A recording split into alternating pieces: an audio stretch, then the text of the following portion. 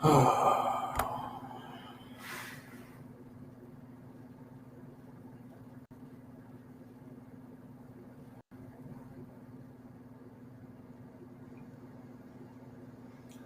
Lord Christ Israel, for the brothers and sisters tuning in. If y'all can like and share the class, let everybody know we live. Baba Kashar.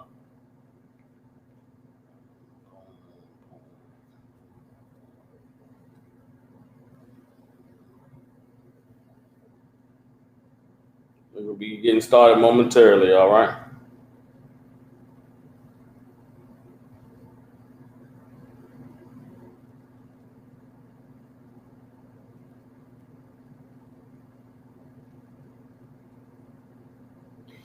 All right, Shalom Israel, you're on live with the Israelite School of Universal Practical Knowledge, Priest and Captain Soccer War, coming to y'all live from Memphis, Tennessee. Every Tuesday, Wednesday, and Thursday, we have classes here in Memphis, man, from 6 p.m. to 7 p.m.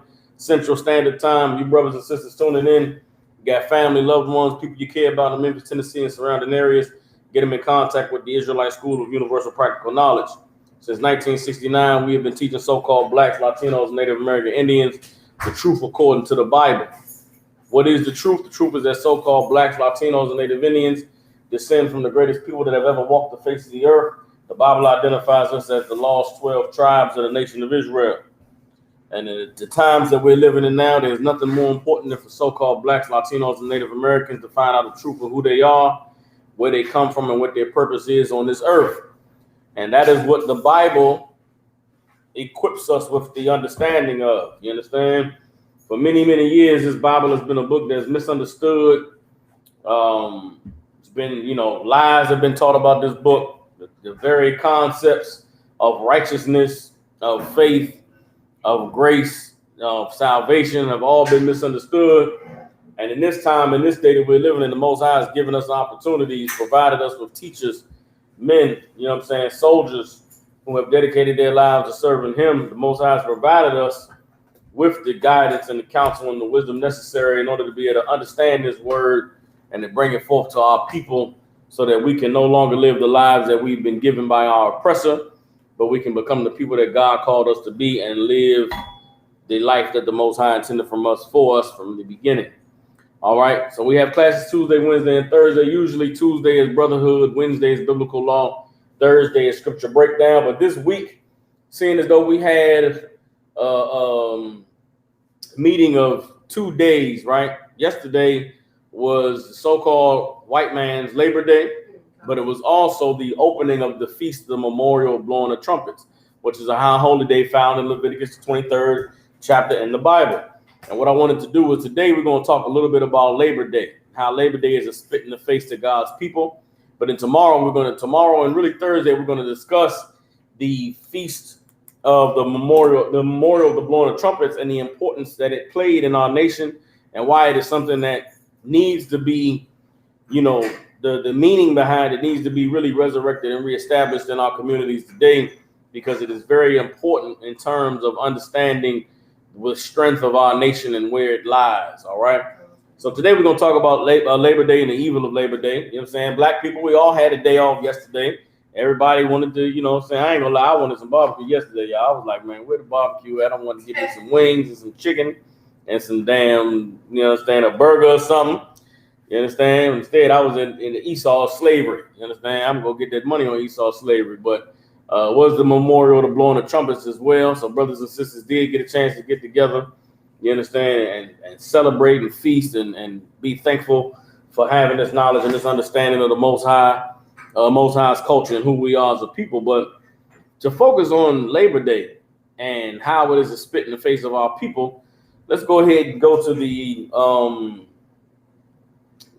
this is Wikipedia. We go to the Wikipedia breakdown of Labor Day. All right. Before we get into the topic, did anybody have any questions that they wanted to any questions they needed to get answered? Any brothers and sisters online got any questions, any topics that you want to touch on?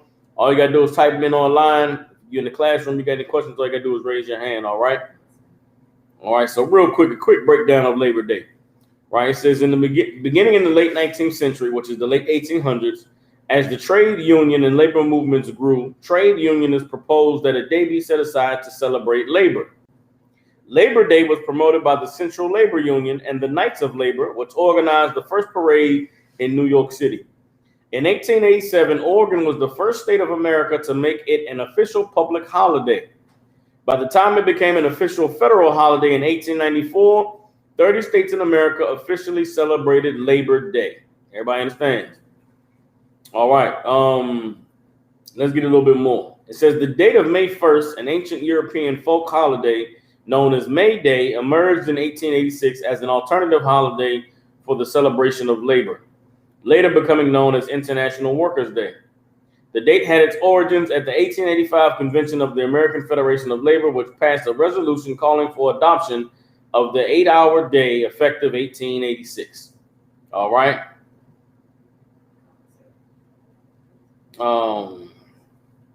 Let me see. It says, while negotiation was envisioned for achievement of the shortened work day, use of the strike to enforce this demand was recognized, with May 1st advocated as the date for a coordinated strike action. The proximity of the date to the bloody Haymarket affair of May 4th, 1886, further accentuated May's first radical reputation. All right. So we're done with that, right? Labor Day basically comes from the celebration of these unions that got together and said these conditions that we're working under are too harsh. We're being underpaid. There's no consideration being given to the people who are working. So we need to establish some rules and some boundaries on slavery, basically, on going and working your job. So Labor Day is a celebration of you only got to work 8 hours, 40-hour work week, get a half an hour break and a 15-minute break. All the things that we have today, which is known as the general labor practices in America, right?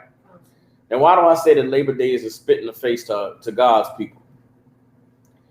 Because this country wasn't built on labor. This country was built on slavery. This country wasn't built on having rules and having, care for the workers, care for the people doing the heavy lifting. Right. This country was built on whipping your back. You understand? Starving you half to death. No clothes, no shoes. You understand? Eating the leftovers from the master. That's what this country was built on. To have a day like Labor Day and to celebrate not having to work so hard is really a spit in the face to the people who did the actual hard working to build this place. And when it's important that we understand that all of our oppressors' holidays are slaps in the face. July 4th, everybody celebrates America's Independence Day. July 4th, 1776, when America declared their freedom and independence from Great Britain, they had niggas in the field. They had black people picking cotton, whipping black people's backs, raping your women, selling your children. But they were celebrating the right to be free and to be independent. Labor Day is a celebration of, man, we get a day off from work. Only got to work 8 hours in the day, man. We get to have our little breaks in between. But what about all the slaves that worked and built this place and had to work from sun up to sundown? What about all the people who weren't paid any wages because they were considered property, whose children were sold? What about them? Does Labor Day even mention the hard work of the people who came before these labor unions?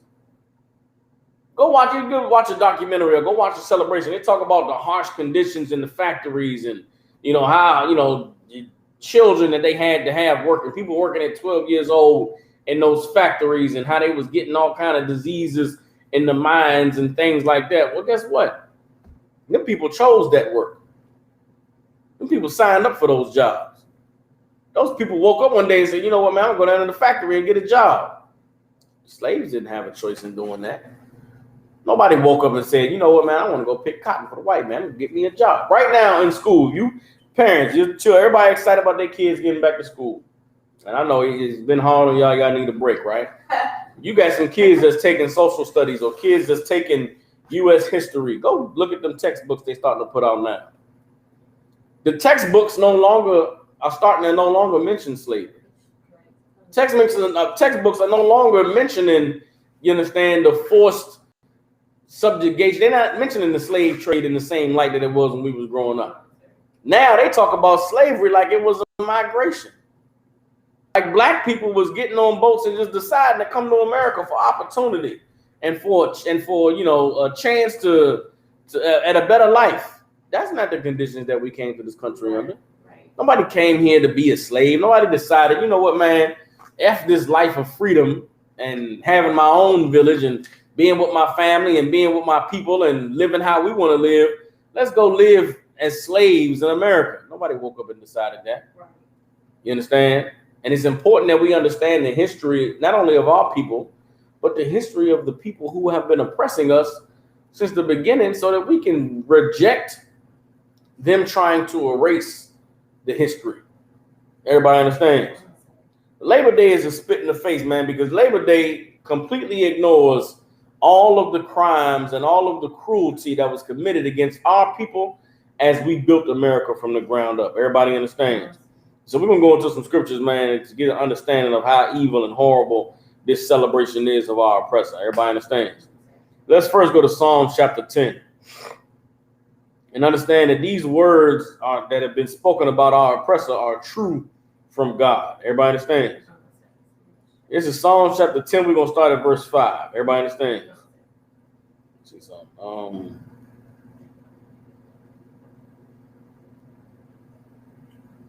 Yeah, this is it.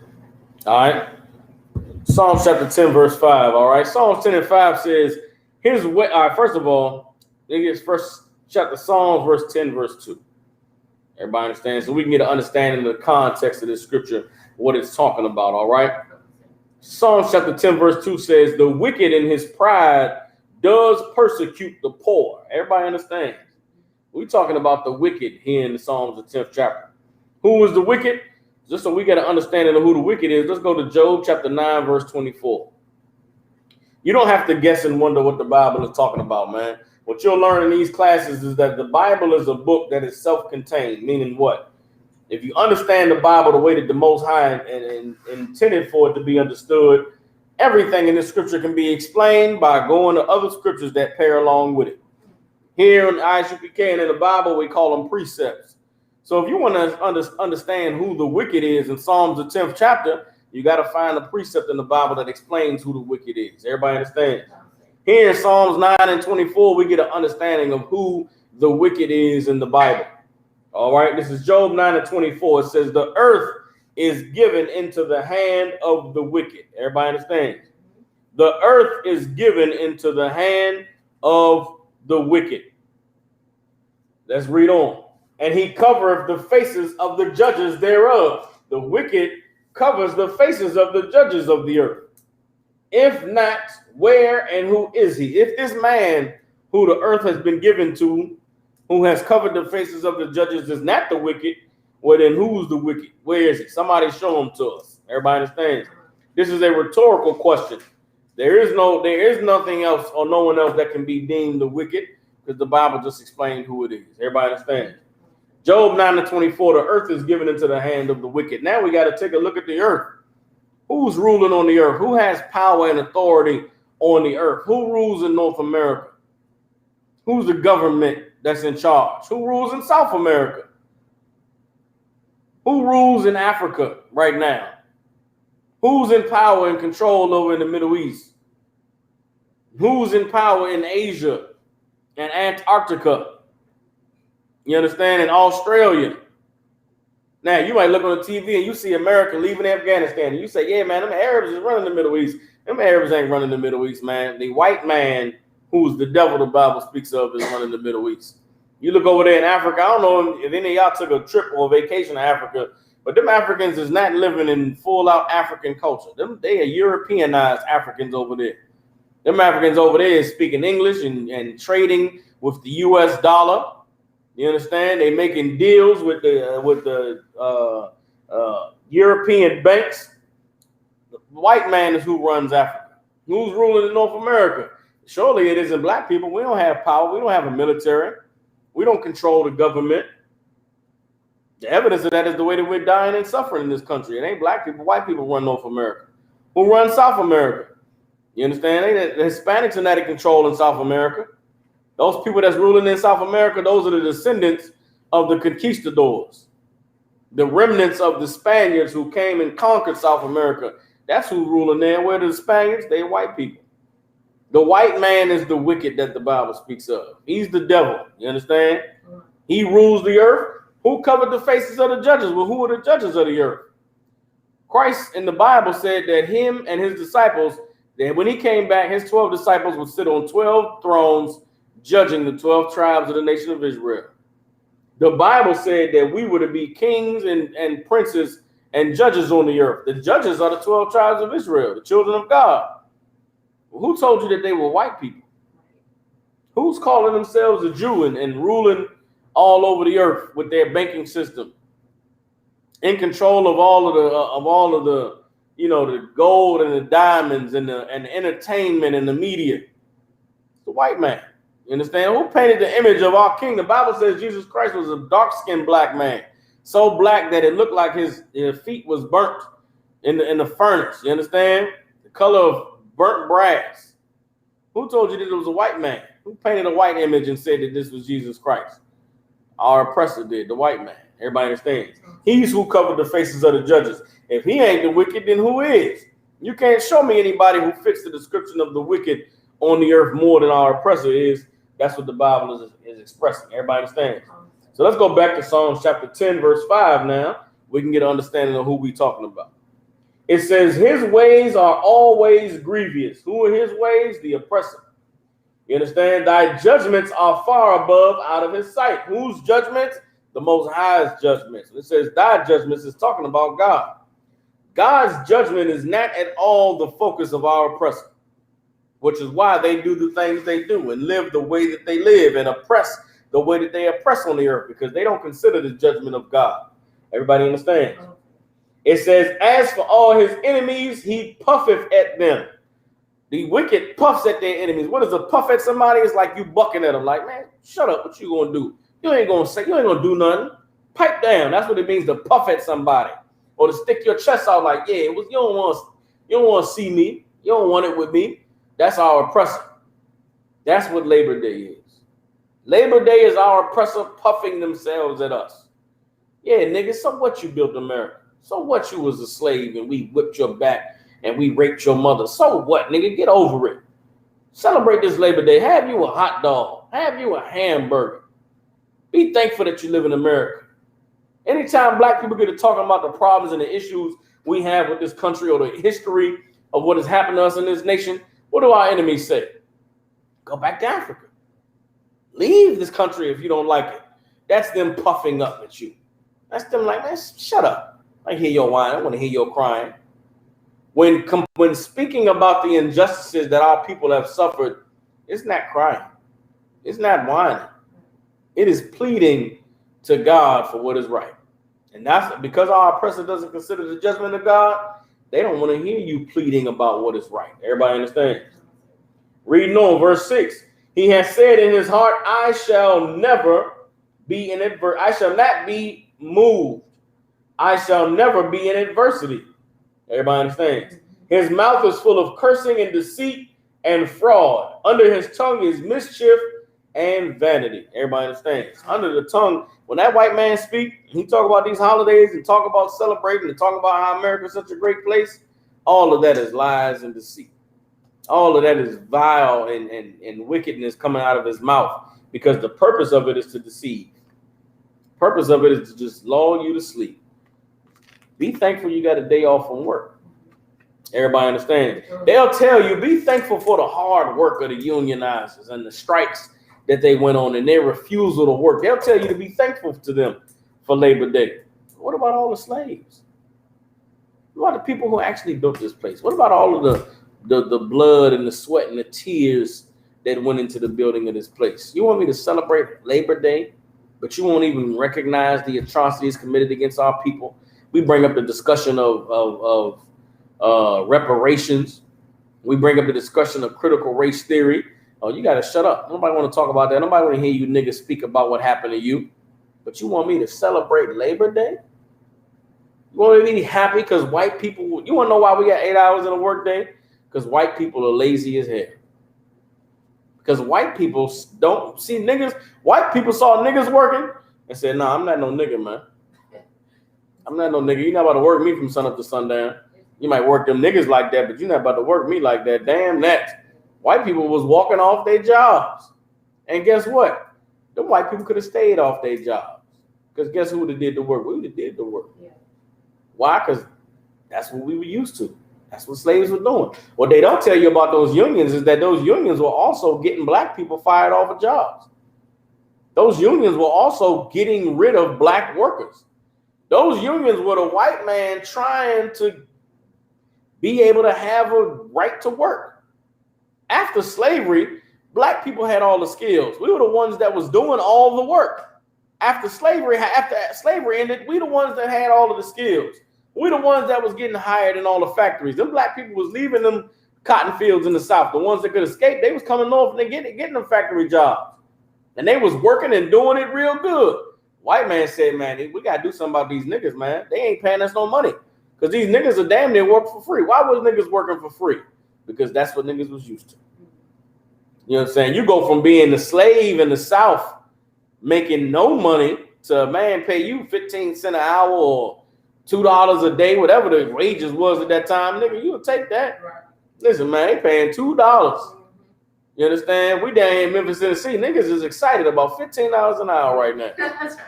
$15 an hour. Niggas is like, hey, bro, they giving out 15 down at so and so. Niggas happy to go get that $15. Then you get your check after 2 weeks and be like, oh, this all $15 give me what happened? All that goddamn work. Niggas is working overtime, double time. Niggas is killing themselves trying to get some money. Trying to make that 15 flip and double and triple and quadruple. You understand? Well, guess what? Before Labor Day, niggas was working for $2 an hour.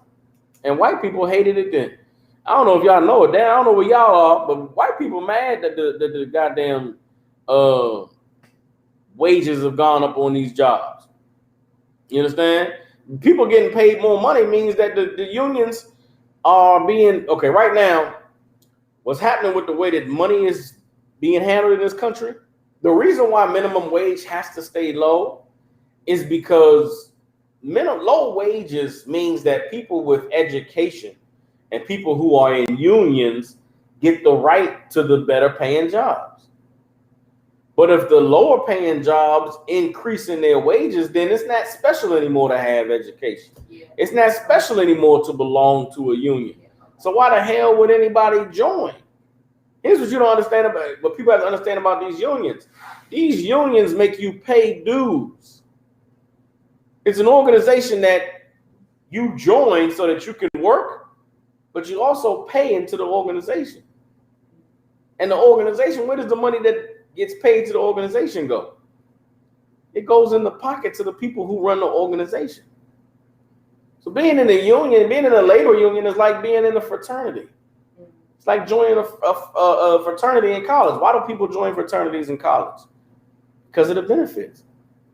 Because of, the connections and the networking. Well, that's all labor unions are. When the labor unions began, though, it was a way for white people to make sure that they had jobs that niggas couldn't get. But they want you to celebrate Labor Day. They want you to have a burger, have a hot dog, drink you some soda. You understand? Go at the parade. I don't know if they have a parade down here in Memphis, but you know what I'm saying? But they want you to, in New York and the East Coast, it's a big thing. Ooh, Labor Day parade. End of the summer. You understand? Go to the parade and celebrate and have a good time. Meanwhile, the oppressor is celebrating not being treated like nigger day. That's what Labor Day is. The day that white people got the right to not be treated like niggers and slaves working in the cotton field and working in a factory. Everybody understand? Let's drop that. Let's go ahead and see what the Bible says about the way that this place was built. You understand?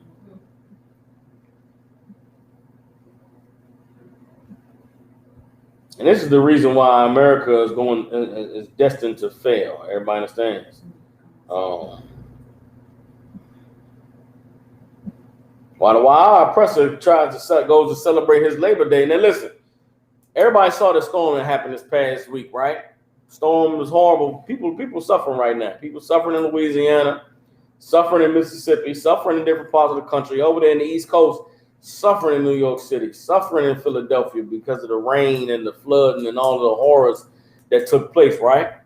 But here's what you gotta understand. Those of us in the truth, we see these things happening and we rejoice and we thank the Most High God, because we know that these natural disasters and this crazy weather, these diseases and all these out of control things that's taking place, it is the signs that the Most High in heaven is hearing the voice of his people crying out to him for freedom, crying out to him for justice. Everybody understand?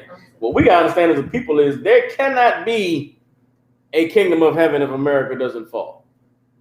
There cannot be a return of our king and us ruling the earth and having righteousness be the standard unless America falls. If we don't want to see our sons grow up to be drug dealers and gangbangers and go to prison, America has to fall. We don't want our daughters to grow up and to be strippers and to be prostitutes and to be whores, having sex with men for some money for a bag or to get their hair done or their nails did. Then America has to fall. If we don't want our brothers killing each other in the streets and dying over colors or dying over a block that nobody even knows who owns it, then America has to fall. Well, how does America fall? America doesn't fall by us going to war with our oppressor. America doesn't fall by us standing up and killing anybody.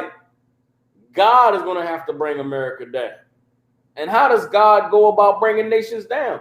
We read in the Bible the history of what happened to Egypt. We read in the Bible the history of all these other nations and empires that came on the earth and rose up and fell. God is the one that causes them to rise and he causes them to fall. Well, God is plaguing America right now with fires and drought on the West Coast, plaguing America with hurricanes and storms and heat. Hurricane and the storm come through, a mountain of rainfall, right? Knock out all the power, knock down all the utilities in the city. Then the Lord brings heat, scorching hot, record-setting heat to burn everybody up while there's no power, no electricity. You understand? You have a city in New York. The Lord makes it, they said the rain came down 7 inches in an hour, citywide in Philadelphia and New York City. Now think of how much water had to be in the clouds for it to come down 7 inches in an hour. 7 inches of rain in 1 hour. You understand? That's more than an inch every 10 minutes. And think of, when I say 7 inches in an hour, I want y'all to understand something. This is citywide. This ain't just a little puddle on the ground in front of you or a puddle at your house. This is the entire city. So imagine how much water had to be dropped for 7 inches to accumulate citywide in an hour.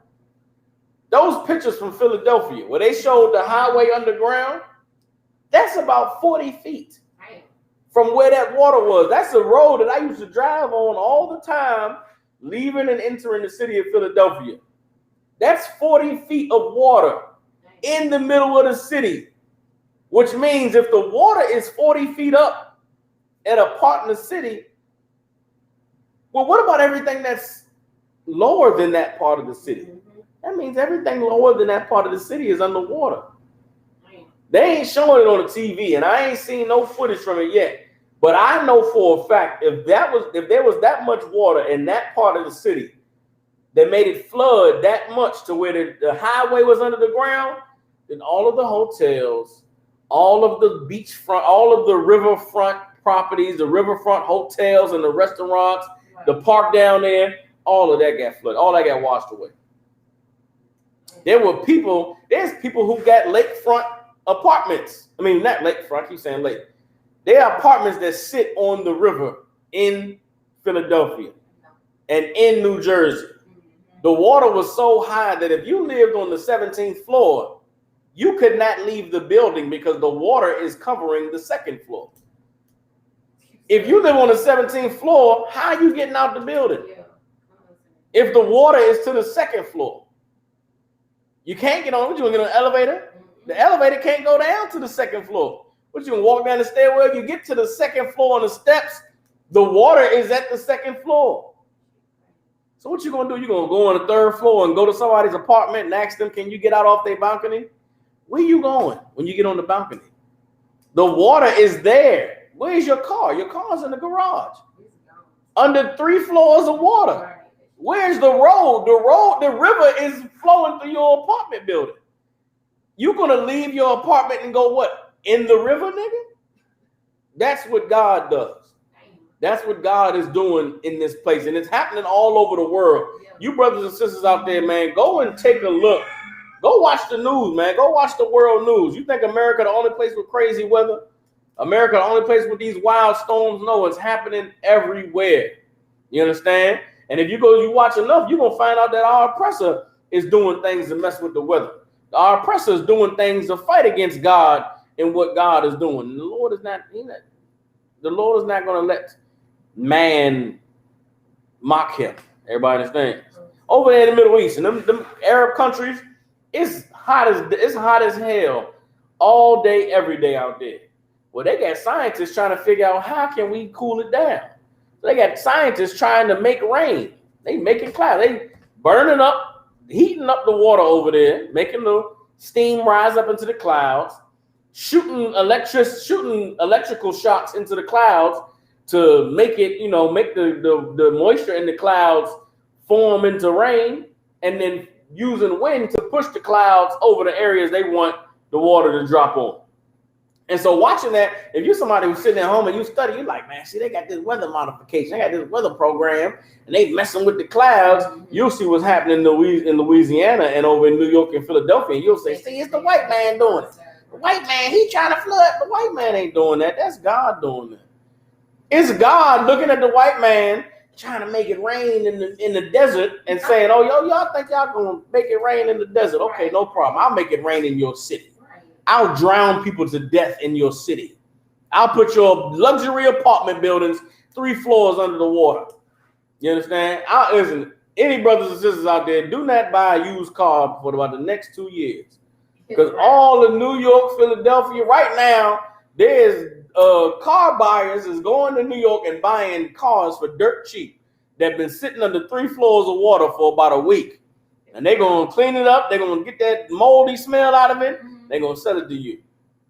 If you come up on a can't believe it, too good to be true car deal in the next year or two, just know it was flooded in Louisiana or Philadelphia or New York. You're not getting over. All right. If you want some old, hey, maybe you know some mechanic or something that can hook it up, but just know that car was underwater. Everybody understands? Let's get back to the scriptures, man. We in the book of Habakkuk 2 verse 13. 2 verse 12. Everybody understand? Habakkuk 2 and 12 says, woe to him that builds a town with blood and establishes a city by iniquity. Everybody understand? Read it one more time. Habakkuk 2 and 12 says, woe to him that buildeth a town with blood and establish a city with iniquity. Everybody understands? And that's our oppressor, man. Let's not forget ever that America was built on slavery. That America was built on the backs of your ancestors being beaten. You understand? Was built on your people being forced into fields to pick cotton, forced into fields to pick corn, forced into their master's house to make the bed, to cook the food, to have sex with the master. You brothers out there, you brothers think you doing it big, getting you some white woman. Don't you know that you was just some white woman's plaything? She go pick a nigga out the barn. She watching you out there in that cotton field all day, things swinging through your little tiny cotton shorts. She come get you in the middle of the night and make you have sex with her nasty white behind. You Negroes in 2021, you think you done came up, you got you some Becky. You should be ashamed of yourself. You understand? Having sex with white women was a grueling task for black men during the days of slavery, and now you still taking on the grueling task of bedding a white woman, and you do it honorably like it's some prestige behind it. You're just a bed wench. You understand? You sisters out there, I don't know how you could do the funky thing with the white man. You should be ashamed of yourself. That's a disgusting, nasty thing. Everybody understand? Now, if you did it in the past, don't do it no more. You can stop today, free yourself from the lust of your oppressor, and be who the Lord called you to be. Everybody understand? But the Most High's words do not go out in vain. He said, woe, destruction. Woe is Old English word, which means destruction. Woe to him that builds a town with blood. How was Memphis, Tennessee built? With blood. You understand? How was Little Rock, Arkansas built? With blood. New York City, Philadelphia, Pennsylvania, you understand? New Orleans, Louisiana. All of these places were built with blood. With whose blood? The blood of God's people. You understand? And the Lord said destruction to that town because it was built on blood. What does that mean? That means all these places got to be destroyed. Right. All these places have to fall. The plagues of God have to rain down on our oppressor because of the wickedness and the destruction that went into establishing these places. Everybody understands? And establish a city by iniquity. You understand? Rape, robbery, and murder is how this land in Memphis, Tennessee was acquired. Don't y'all know that Memphis, Tennessee used to be some Native American Indian land?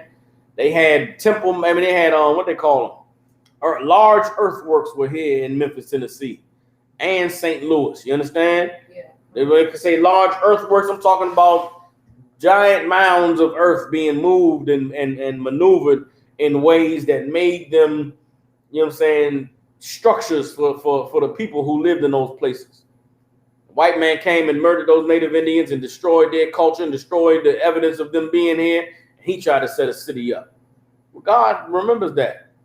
God knows what the white man has done, and the Most High is going to pay him back for all of his evil. Everybody understands? All right, let me drop that. Let me get hold on.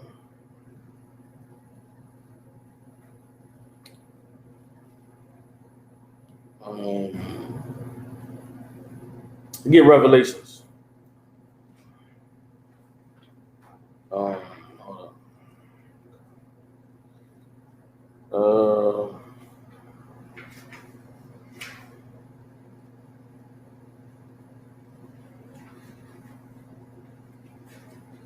Matter of fact, let me get nope.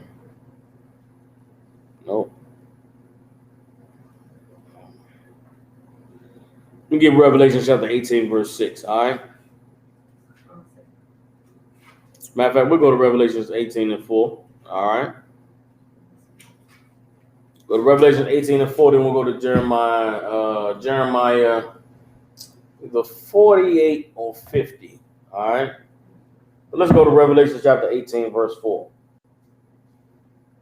And this is what we got to understand, man. This is what he did. Now, for many of us don't even realize why we celebrate the things we celebrate. We don't realize why we do the things we do. Everybody understands.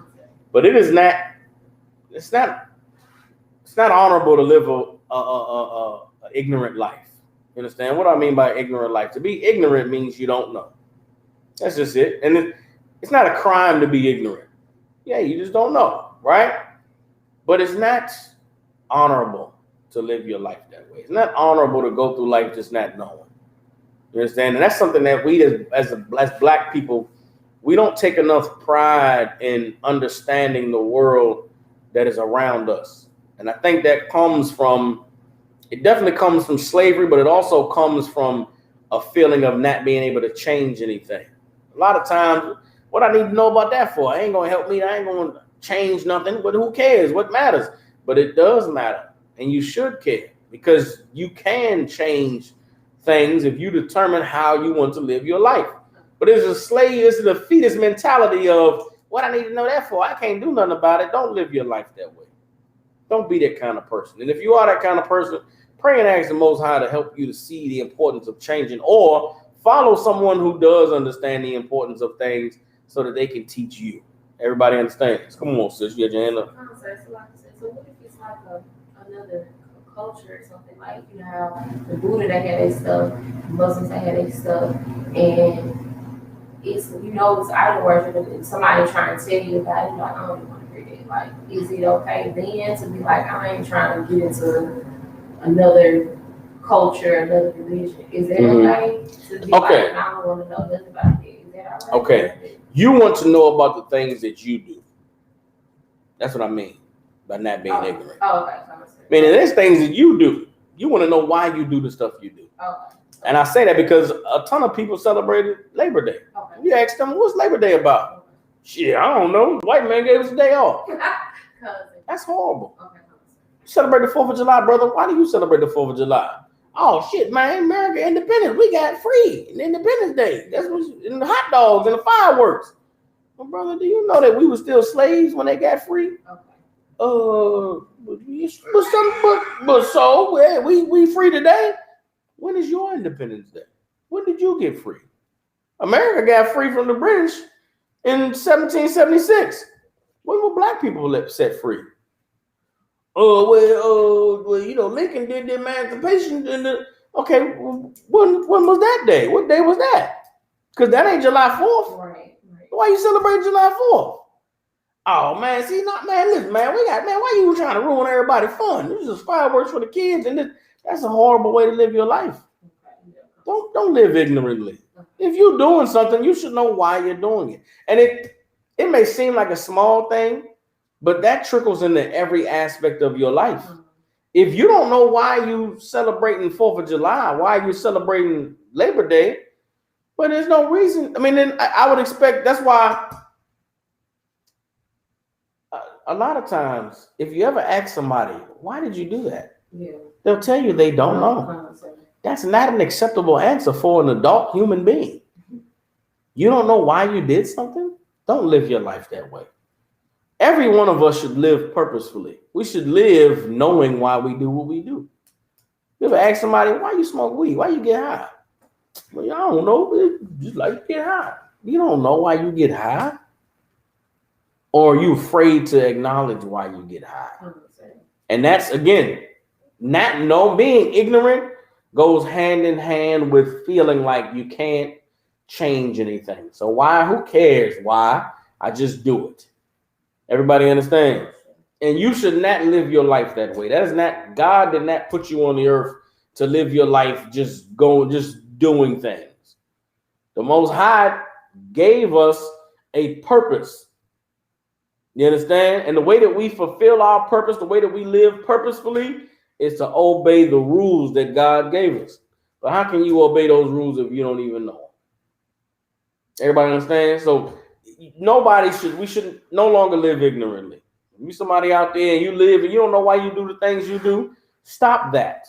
You want to find out why. If you don't know why, come to the ISPK and get counseling. Call and get some help and say, you know what, I'm doing some things that I don't know why I'm doing them.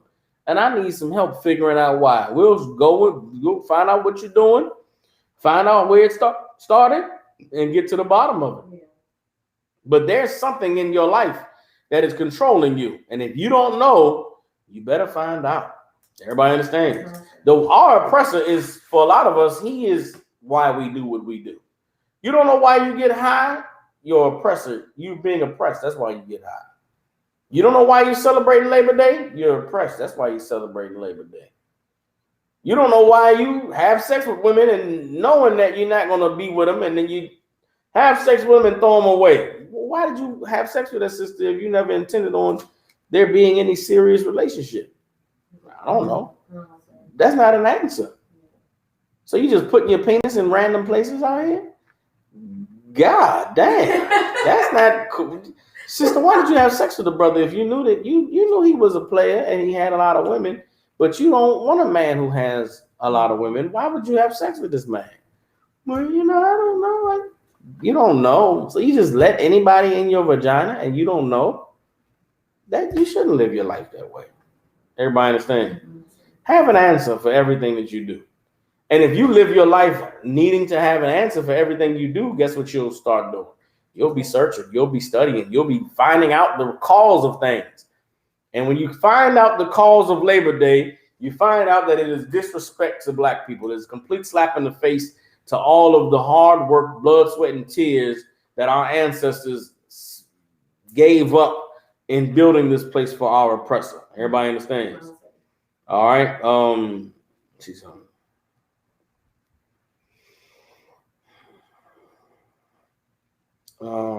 See something.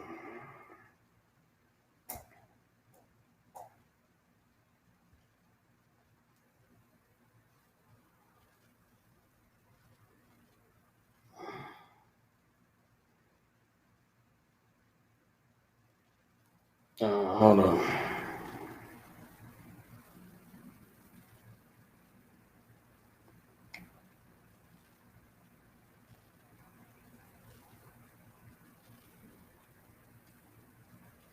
Let me see something.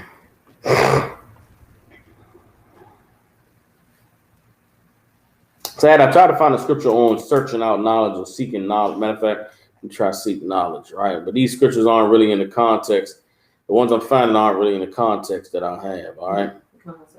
Matter of fact, let's get it. Let's get Proverbs 15 and 14. All right. Proverbs 15 and 14. And this scripture speaks to not living an ignorant life, not living a life not knowing what you're doing or why you're doing the things you're doing. Everybody understands? We should all strive to live a life that is purposeful. You understand? And make sure the decisions that we make and the things that we do, when the time comes for us to answer for them, we have an answer other than I don't know. I don't know is never an acceptable answer by an adult for anything. Everybody understands? All right. Proverbs 15 and 14. All right. It says, the heart of him that has understanding seeks knowledge. The heart of him that has understanding seeks knowledge. Everybody understands? What does it mean to have understanding? Well, okay, what is the opposite of having understanding? It's a word that I used previously in the class. What is the opposite of having understanding? Anybody online? Y'all can type in as well.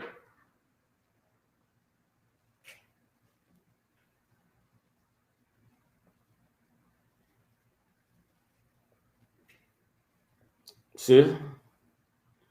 Kitty Fitch said ignorance. You understand? That's right. The opposite of having understanding is being ignorant. And we should not be ignorant. So guess what? Someone that has understanding, what do? They seek knowledge. They try to learn more. That's what we all should do in our lives. We should all be searching to know more. We should all be trying to find out why we do what we do. Why are we living this way? Why is the world like this? Why do I see this going on? Why do I see that happening? If we can better understand the world around us, then what can that do for us? Then we can better improve our position in the world. Everybody understands? And that is what righteousness is about. Righteousness is not just blindly obeying God, but righteousness is about understanding the benefits of obeying God and seeing the consequences of disobeying Him. You look in our community and you see the way we're suffering. You see the things that are transpiring in our lives. You see these kids suffering and being abused and going through the things they're going through. You're seeing brothers killing brothers. You understand? Homes being divided and split up. Men and women at odds with one another. Drug addiction running rampant. Poverty and homelessness and going to prison is among our people. And you say to yourself, well, why are these things going on? And you find out that those are the consequences of disobeying God, of living an unrighteous lifestyle. If we want to see those things change, if we want to see our community fixed, guess what we have to do? We can't be ignorant. We have to have knowledge. We got to know what's going on, why these things are happening. And if you have understanding, you'll seek knowledge. You will not be comfortable in ignorance. Everybody understands? All right. I'm going to read it again. Proverbs 15 and 14. The heart of him that has understanding seeks knowledge, but the mouth of fools feeds on foolishness. You understand? The mouth of fools feeds on foolishness. What is that talking about? It's a metaphor, right? The mouth of fools feeds on ignorance. The person who has understanding, they seek knowledge, but the mouth of a fool feeds on foolishness. So I want us to understand the metaphor, all right? Both of these are talking about the same thing. Person has understanding, they seek knowledge. The fool, right? The fool feeds on foolishness, right? Both of them are eating. The person who has understanding, they're seeking knowledge. What are they doing? They're digesting information. They're learning things. They're taking things in. They're eating things that improve their understanding, improve their knowledge, and makes them aware of what's going on in the world. What do the fools feed on? Say it. Okay, not ignorance. They feed on things that don't change, don't give them knowledge. So think of what are people who are seeking knowledge. What are they studying? They studying history. They studying the Bible. They going to church. They trying to learn some new things, right? They studying. They trying to find some stuff, right? But what about the people who are fools? What are they doing? They're not studying. So what are they doing? Girl, did you see Housewives of Atlanta last night? Girl, did you hear what so-and-so did? Did you watch the news such and such? Girl, you heard that dude? You heard the dude from The Wire died, had a drug overdose. Mm-hmm. Yeah, I be telling people about them drugs. You better watch them drugs. Girl, did you hear about what Keisha and them got going on? Yeah, girl, I heard Keisha had Craig over there the other night. Then Rodney came home and found out about it. They got to fight. That's what fools feed on. Okay. They fill themselves with bullshit. Okay. Excuse my language. Nothing. No. Instead of learning, they gossiping, talking about some dumb shit that ain't got nothing to do with nothing that changes their life, that improves the quality of their circumstances. The fools feed on foolishness. But those of understanding, they seek knowledge. And that's the difference between somebody who's trying to live purposefully and somebody who's happy in their ignorance. Everybody understands? And that's a personal decision. That's something that you have to decide for yourself. You have to decide, am I going to be the person that's seeking knowledge and that gets understanding and that's aware of what's going on around me? Or am I going to be the person who's living happy in my ignorance? Everybody understands? Now understand this. It's not, for someone who's lived in ignorance their whole life, it's not an easy thing to seek knowledge. It's not something that just happens overnight. It don't just, for most people, it's not a switch flip. You wake up one day and say, you know what, man, I want to learn some stuff. It's going to be a process. You understand? It's going to take some time. You might have a lot of ignorant behaviors. You might have a lot of things that you enjoy that are just ignorant and waste time. You're going to have to make a decision. Do I want to really learn? Do I want to really better myself? Do I really want to understand the world? You're going to have to apply yourself. Everybody understands? Here in ISUPK, anybody who wants to apply themselves, guess what you'll find in here? You'll find a family. You'll find brothers and sisters who applied themselves. You'll find brothers and sisters who put aside the foolish things and started to put these righteous things in our lives. And it made us better. It made us stronger. It made us wiser. But it's a continual fight. It's a continual struggle. You understand? Because those ignorant, the foolish are always going to try and distract you. Always going to try and steal the joy that seeking knowledge brings. Everybody understands? All right. Let me go. So the next scripture I wanted to get was Revelation 18:6. Let's go ahead to Revelation 18:6. All right. And again, I wanted to teach this class. Labor Day is all of our oppressors' holidays are similar in that they're all disrespectful to our people. And you may not know. You may not know how all these holidays are disrespectful to you as a Black, Hispanic, or Native Indian, but all of America's holidays are complete slaps in the face. You understand? Labor Day is a celebration of labor unions getting an 8-hour workday approved and getting the holiday time and all those things. At the time when they were doing it, the labor unions were trying to freeze out Black workers. They were trying to make sure that they got jobs and niggas did not get jobs. Also, they were making sure that they did not have to work like slaves. And the white man does not acknowledge in his Labor Day, he does not acknowledge all the years of slavery that they were fighting to not be a part of. We suffered and died and bled and built this country under slave labor. Then the white man came and said, nah, B, we got to work. We ain't doing what them niggas did. We not no niggas. You're not going to treat us like niggas. These laws today were I'm not a nigga laws. You understand? And some of these jobs, they still treat you like niggas. Down here in Memphis, you know, they got some jobs, you got mandatory Saturdays. Nigga, a mandatory. What the fuck is that? I thought I was 40 hours. I thought I had off on Saturday. No.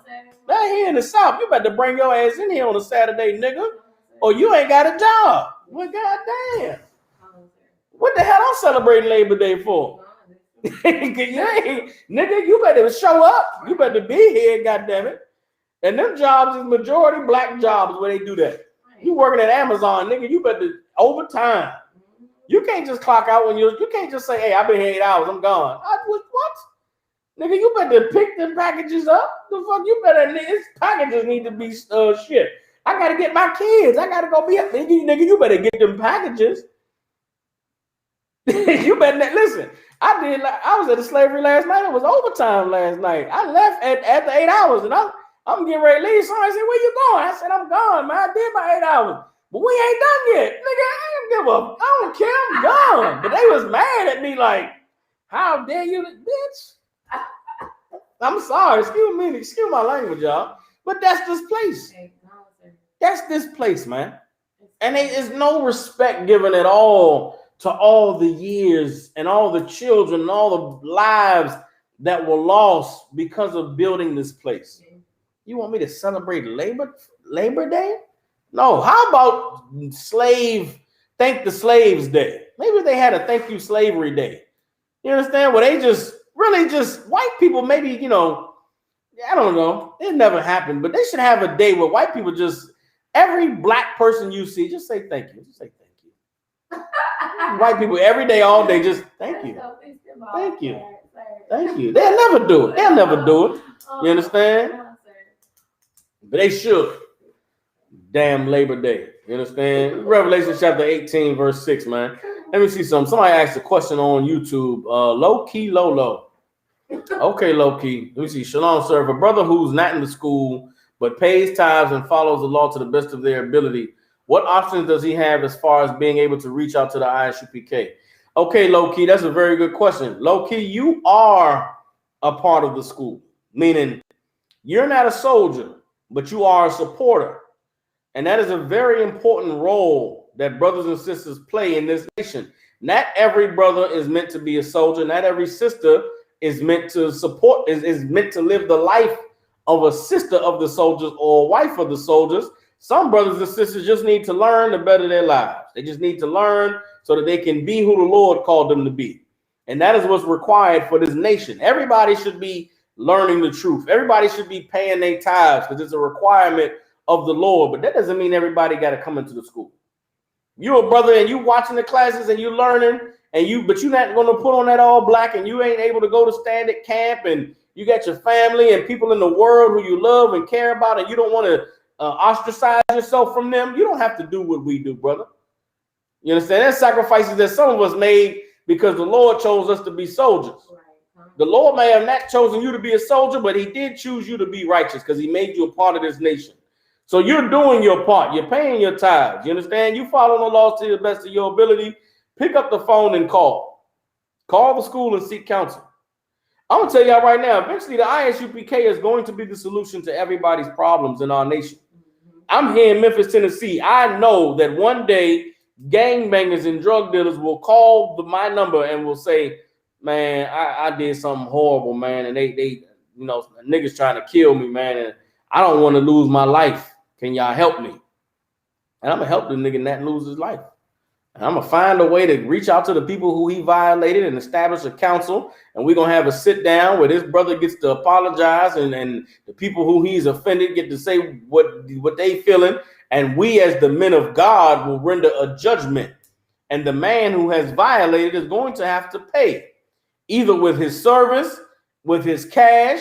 Is going to be a judgment that is rendered that he's going to have to settle that judgment by fulfilling the requirements to the people who he has offended.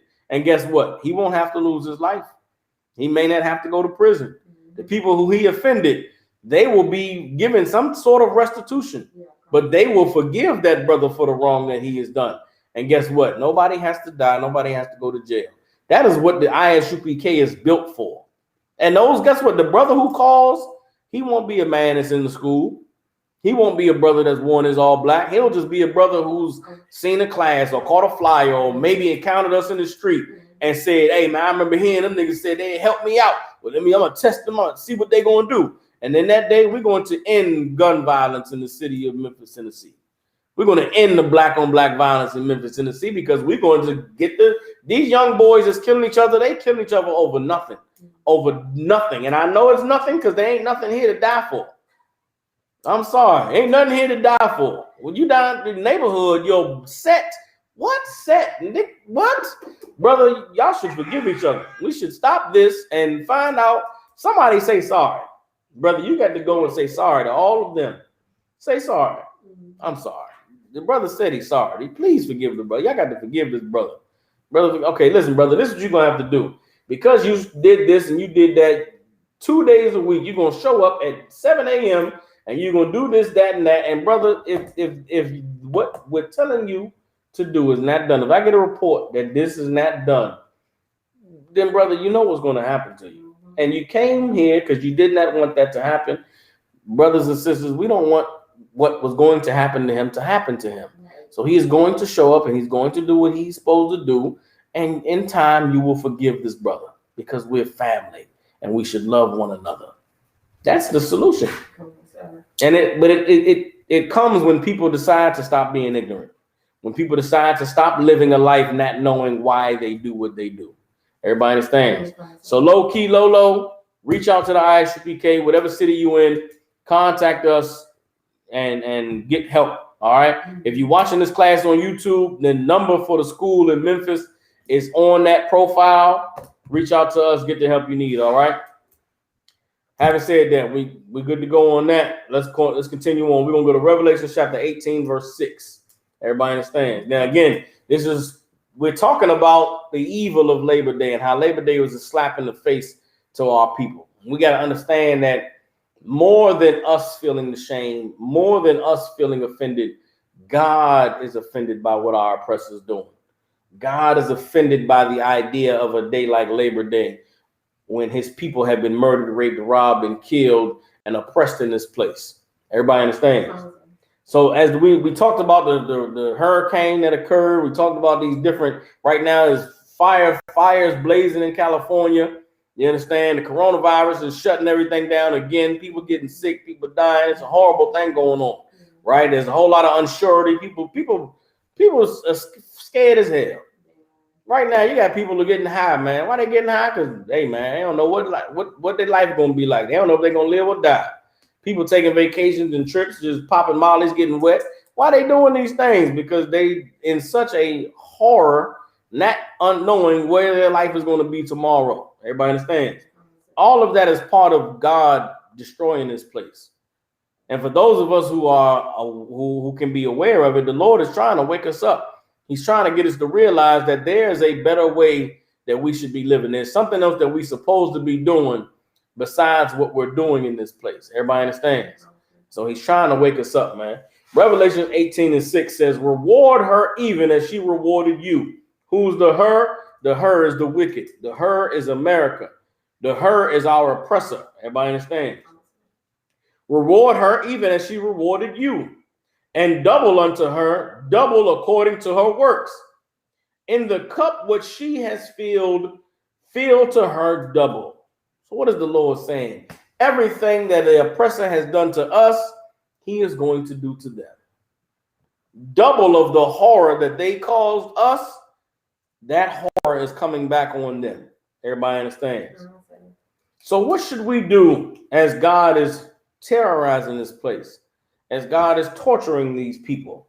Let's go to Revelation 18:4. It says, and I heard another voice from heaven saying, come out of her, my people, that ye be not partakers of her sins, and that ye receive not of her plagues. God is trying to get blacks, Latinos, Hispanics, and Native Indians to separate from America.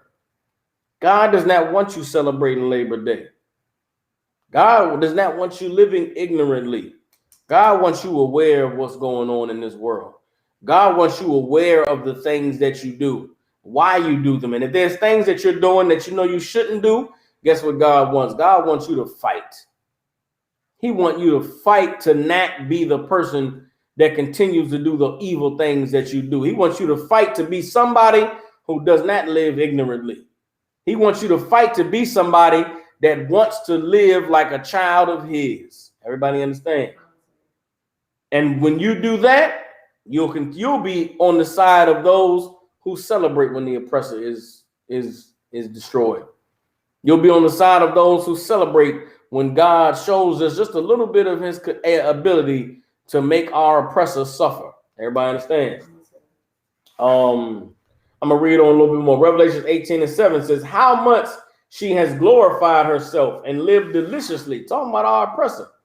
Our oppressor glorifies themselves and they live deliciously. That's what Labor Day is about. Labor Day is about, yeah, niggas, yeah, y'all niggas were slaves. We wasn't on no slavery shit. Labor Day is the white man saying, yeah, y'all niggas slaves, nigga. We ain't slaving. 8 hours a day, nigga. Holidays, nigga. What you niggas do? Got your back beat? What you niggas do? Work in the field? Yeah, nigga, nah, nigga. We ain't doing that. That's what Labor Day is. Labor Day is white people saying, yeah, we're going to eat these burgers and drink on this day off because you niggas couldn't do it. We had to get it done. That's evil as hell. I don't know if it offends y'all, but it offends the shit out of me. Thinking about white people celebrating a day where they ain't got to work. Yeah. When what day did we have not to work? That's true. The white man think he better than you. He glorifying and yeah, niggas was slaving. Before we came around, niggas just thought they supposed to slave sun up to sundown. Niggas just suffered all kind of injustice. Nah, we white people, we don't suffer those things. We don't get down like that. We stand up and we fight and we put up. That's how evil. Because black people, we wasn't slaves because we wanted to be slaves. They don't talk about the horrible trauma that they inflicted on us that made us stay slaves. They don't talk about the black men that white men would rape in front of their families.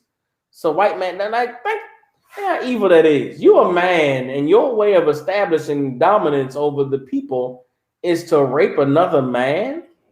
God damn, there ain't nothing. Kill a nigga. Just kill him. Why can't you just kill a nigga? You want to rape? Like, nobody thinks to do that. We ain't going to be raping no white people in the kingdom of heaven. We're not going to be raping no white people in the kingdom of heaven.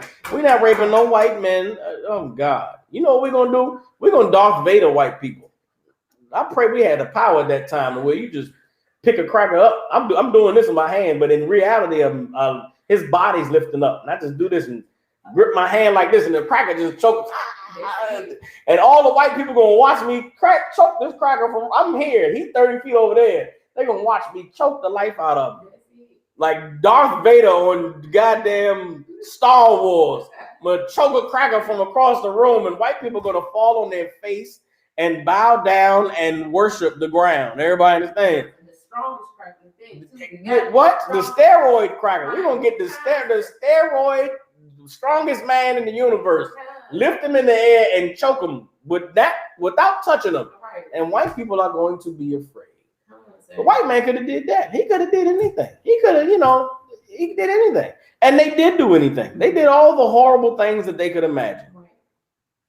You understand? And then they celebrate a day of Labor Day. Like, yeah, niggas, y'all niggas went through it, but we wasn't going through it. When nobody raped no white people, nobody beat no Irish backs.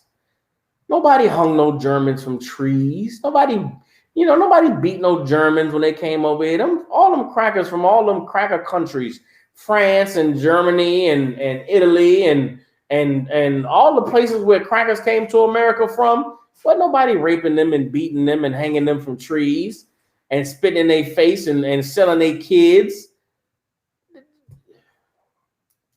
It's an evil ass place, man. It's an evil ass place. And they act like something wrong with us. Ain't nothing wrong with us, man. We are people who are picking up the pieces after being ruled over by a cruel, evil, disgusting bastard for 300 plus years in this country. You understand?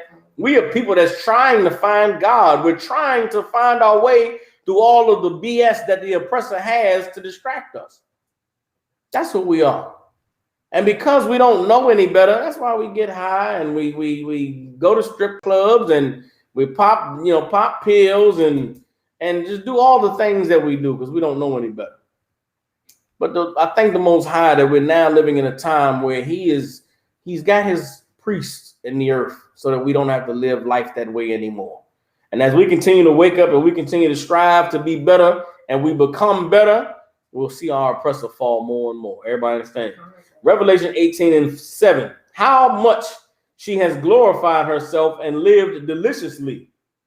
So much torment and sorrow give her. For she says in her heart, I sit a queen and am no widow and shall see no sorrow. You understand? Verse now understand this. The oppressor sits and says, I'm royalty. Die widowhood. I don't know nothing about that. Suffering, losing children. I don't know nothing about that. We live forever. We got generational wealth. We go anywhere in the country, go anywhere in the world. We travel all across. We have stamps on our passports. That's how white people look at their lives. That's how they view themselves. And what does that mean about you? That means you're a peasant. You're a slave. You ain't shit. You know what we know in the black community? We know about widowhood. How many sisters ever lost a boyfriend or someone they cared about? You know what I'm saying? Nobody talks about that. Nobody talks about the black women who had men who they were having sex with who got murdered. Like, nobody talks about what that's like. You got a guy you know and you're talking to him. I don't care if you're in the world and y'all just having sex, but you're talking to this guy and he's sending you good morning texts and, y'all talk about stuff and y'all hang out sometimes and have sex every once in a while. You know what I'm saying? And then you just get a phone call, Craig got killed. Right. And it's like, damn, that nigga's just gone. That's it. There's no counselors. There's no, are you all right? He's dead. And what you got going with your life? Yeah. What you gonna do? Meet a new guy after that and start all like, where do you go from there? We know that. Yeah. White people don't know that. That's not their life. They don't just lose niggas in the streets. Imagine you're a woman, you dating a guy, y'all same situation. And he just get locked up and get 25 years. You know the nigga, but you don't even know him like that. You gonna go visit the nigga in prison every day. He might got a girl or a wife and some kids, and they going to visit. You gonna go visit? You never gonna go visit that nigga. So he's just gone, disappeared. We understand that. We know what that's like. I know what it's like to wake up one day and yeah, man, so and so dead. Dang, what happened to him? Yeah, man, he got shot at the dice game. Niggas ran up on him and robbed. I lost a partner of mine on some like just random goofiness. I ain't gonna say random goofiness, but when I heard the story of what happened to him, I'm just like, his brother lived his whole life being a full-out gangster and a killer and, in the streets, and he changed his life and get it together, and he got a good job and a business going, got his son, and he just get robbed by some punks, going to his car, leaving some whole house. And it's like, damn, bro, like, that's how you go out. That's horrible. You know what I'm saying? He ain't go out doing gang. He ain't go out that's just how the Lord judgment though. He ain't go out doing nothing gangster, man. He went out like a straight up sucker, man. And it's like, that's crazy. That's awful. But and where's the counseling? Where's the community grieving and the help for all the people who knew this person who died? We don't have that. But let a white kid go shoot a school up. Oh, there's grief counselors and what happened? Even in counseling, and 10 months later, some kid is in counseling over some friend who got shot in school. Give a damn about that. Come on, sis. So like you said, in Columbine shooting, the people who didn't even get shot, who was at the school, they was getting counseling for just being like that's what I'm saying. In that environment. That's what I'm saying. The trauma from just the sounds and all that. I was like, what the? How many times have we been at a shooting? Been at a shooting, like I was there and the nigga died. Does anybody come in? Where the grief counselors for that? How are you guys holding up? Somebody got murdered there where you were the other night. Right. How many times you been in the club and seen a nigga leaking on the ground? Like, damn, bro, they fucked them up. We gotta go for the police get here. We don't even stay to see if the nigga died now. We leave because the police coming. We get out the parking lot because we don't want to be inconvenienced by the police locking down the parking lot. We see him die. He's dying. Damn, they shot that nigga. You see him? He's dying. Let's go before the police get here. And we leave. And nobody talks about it. There's no conversation. There's no grief counselors. You gonna go, have a regular life, nigga? You gonna what you gonna do after that? Just go and clock in at work the next day. That's what we're living with. We're carrying that all over this place. We're raising our children with that all over this place. We're trying to deal with one another, carrying that. And it's no wonder why we're dysfunctional. It's no wonder why we're crazy. But we should want to get healed. We should want to get better. We should want to understand how these things that have happened in our lives have contributed to why we're so messed up.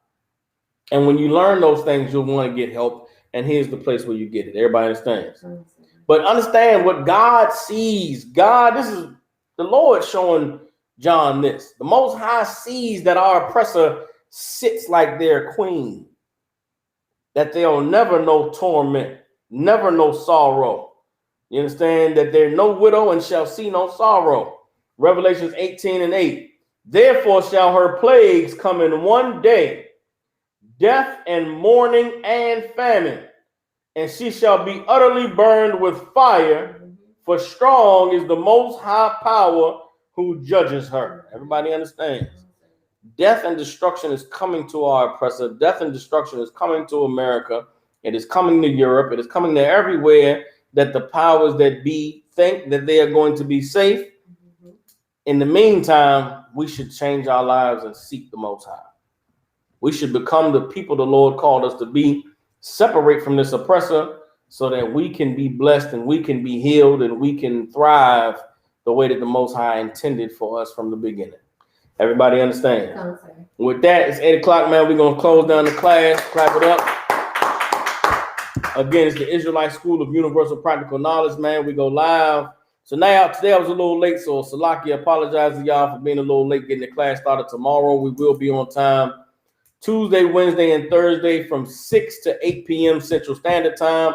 Tomorrow, we're going to be discussing the memorial of the blowing of trumpets, what it is about, how to understand it, and why it is very pivotal in the growth and the development of a nation, and why it is desperately something that we need to restore or resurrect into the mainstream consciousness of Black people in this country. That's going to be tomorrow's class. You brothers and sisters tuning in, if you got any questions, all you got to do is type them in online. If you're shy about asking questions, you can reach out to us on Facebook in the Messenger or on YouTube via email. Like the brother Low-Key Lolo asked, you know what I'm saying? If you have a problem or an issue, you need counseling, you need help, you know, maybe you're late on your bills, or, you know, ain't got no food in the cabinets. We got a food program. You understand? We got counseling services. You addicted to drugs. You want to get off them drugs. You want to shake that weed habit, or you know you're drinking a little bit too much. Contact us. Pick up the phone. Call for counsel. Get the help you need. That's what we are here for. Everybody understands? There is no excuse for you to continue suffering the things you're suffering, except you just don't want to have to put in the work to get better. You understand? But we are here to help those who need help. If you don't want help, there's nothing that we can do for you. Everybody understands? Okay. With that, you got family, loved ones, people you care about in the Memphis, Tennessee, and surrounding areas. Get them in contact with the Israelite School of Universal Practical Knowledge. Any brothers want to be troopers in the school, start wearing all black boots, shirt, pants, headband, and scarf. And with that, I imagine, which means to stand. We're going to give one courtesy salute to the brothers. All right, men of Israel, Imagine Shabbat, Imagine, Barak, Yahweh Shem Yahushua Barak Atham. The Most High bless you in the name of Yahushua. Yajimatah, Sar, turn and face the sisters. We're going to get the sisters one courtesy salute. Men of Israel, Imagine Shabbat, Imagine, Barak, Yahweh Shema Alathan Bahashem Yahushua. That's the Most High. Watch over you in the name of Yahushua. Yajimatah, hands down, class dismissed. I'll see y'all tomorrow.